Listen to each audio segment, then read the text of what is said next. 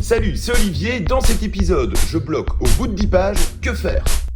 J'écris mon scénario, mais je bloque au bout de 10 pages. Que faire? Et oui, ça c'est une phrase qu'on a déjà beaucoup entendue comme ça de la part de gens qui commencent à écrire, disent oh j'ai une idée, j'ai envie d'écrire quelque chose, puis ils se mettent à écrire, puis au bout de quelques temps, alors ça va, t'as continué? Non, je bloque, j'ai mis ça de côté, je continuerai plus tard.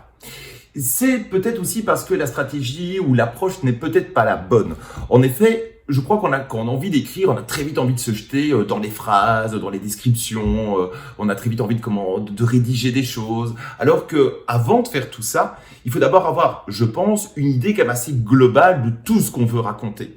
Et c'est pour ça qu'il y a des étapes qui précèdent l'écriture du scénario en tant que tel, donc c'est-à-dire aller dans son final draft ou dans son Celtic, ce genre de choses pour vraiment commencer à écrire le scénario. Avant ça, il y a quand même pas mal d'éléments préparatoires et ça c'est vraiment important pour ne pas se retrouver bloqué comme ça au bout de 10 pages, de bien les faire et de bien aller jusqu'au bout. Alors d'abord déjà de 1, je pense qu'il faut bien brainstormer, il faut bien réfléchir, il faut pas se jeter tout de suite sur une idée, il faut bien la creuser, il faut vraiment aller dans tous les sens. D'ailleurs, ce sera intéressant de faire une vidéo spécifique justement au brainstorm. Comment est-ce qu'on réfléchit à cette première idée? Comment est-ce qu'on cherche le big fish, comme dirait David Lynch? Voilà, c'est la big idea. Ça pourra faire l'objet d'une vidéo parce que c'est très important, évidemment, ce choix-là.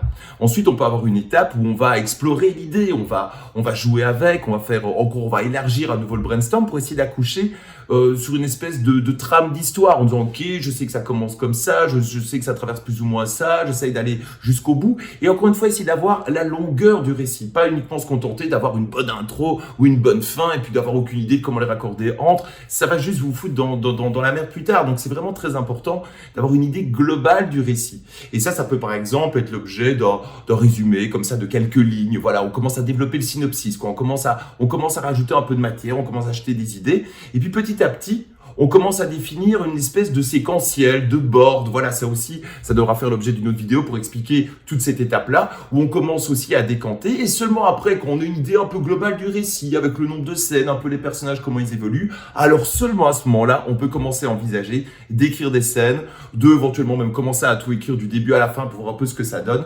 Mais n'oubliez pas une chose, c'est que plus votre scénario sera avancé, plus vous aurez des pages, plus vous aurez des informations et plus ce sera difficile de bouger des blocs, plus ce sera difficile de bouger des choses, d'enlever des trucs, d'en rajouter, etc. Par contre, un séquentiel, c'est souple, c'est facile. Donc, quelque part, alors on a une matière qui est beaucoup plus malléable et c'est beaucoup plus gai finalement de la manipuler, de jouer avec. C'est aussi plus facile de la partager. Ça, ce serait aussi intéressant de faire une vidéo sur comment est-ce qu'on échange son travail avec d'autres. Et là, je crois que c'est important, donc en respectant ces différentes étapes, donc de préparation, de brainstorm, de séquentiel, de synopsis développé, etc. De bien aboutir en maximum tout ça, même si à un moment donné tout va finir par changer, avant d'attaquer le scénario, pour être certain que lorsqu'on attaque le scénario, de dépasser la page 10 et d'aller jusqu'au bout, même si c'est bancal, même s'il y a encore des problèmes, au moins ça donnera énormément de satisfaction. Parce que bloqué à la page 10, franchement, il n'y a rien de plus frustrant. Donc pour éviter ça, il faut d'abord préparer avant d'écrire. Merci d'avoir regardé cet épisode, n'hésitez pas à en regarder d'autres, il y en a plein sur la chaîne, n'hésitez pas non plus à liker, à partager ou encore vous abonner, ça me ferait plaisir. Et puis n'hésitez pas non plus à réagir, car après tout, ce qui est chouette avec la dramaturgie, c'est d'en parler, c'est d'échanger des points de vue, et une fois de plus, je ne prétendrai jamais détenir la vérité, à chacun de trouver la sienne. Salut!